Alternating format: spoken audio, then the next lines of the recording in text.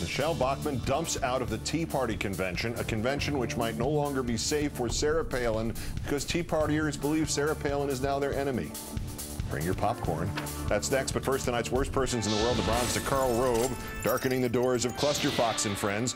Is it good politics, Mr. Rove? Asked Brian Kilmeade of the wise old owl from the Tootsie Pop commercial, to bring up your predecessor and talk about your first year in office while looking back at his last year in office? Rove said, no, I think it makes you look weak. Ronald Reagan's 1982 State of the Union address. To understand the State of the Union, we must look not only at where we are and where we're going, but where we've been. The situation at this time last year was truly ominous. The problems were, quoting again, the inheritance of decades of tax and spend and spend. George W. Bush's first address to Congress, February 2001. Last year, government spending shot up 8%. We must take a different path. Wow. Karl Rove called his own president and Ronald Reagan weak. Doesn't that mean the Republicans have to boil him in oil or something? The runner-up, Rudy Giuliani, complaining on, where else, Fixed News, that the president, quote, didn't mention the word war in the State of the Union. Any way to check that?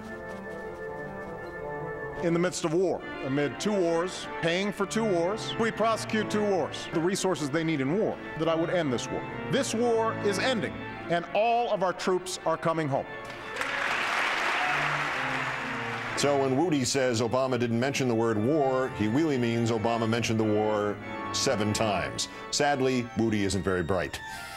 But our winners, these guys, assessing not the speech, but the president himself. Eric Erickson, cocky. John Stossel said he hoped the president would admit he was, quote, arrogant.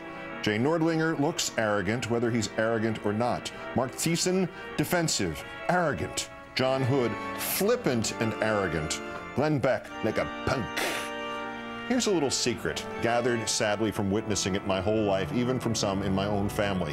When racist white guys get together and they don't want to be caught using any of the popular epithets that are in use every day in this country about black people, there's a chance one of them, or worse still, a white guy who doesn't get it, might wander in and hear the conversation, when there's a risk even in saying uppity or forgetting his place. The racist white guys revert to euphemisms and code words. And among the code words that they think they're getting away with are cocky, flippant, punk, and especially arrogant.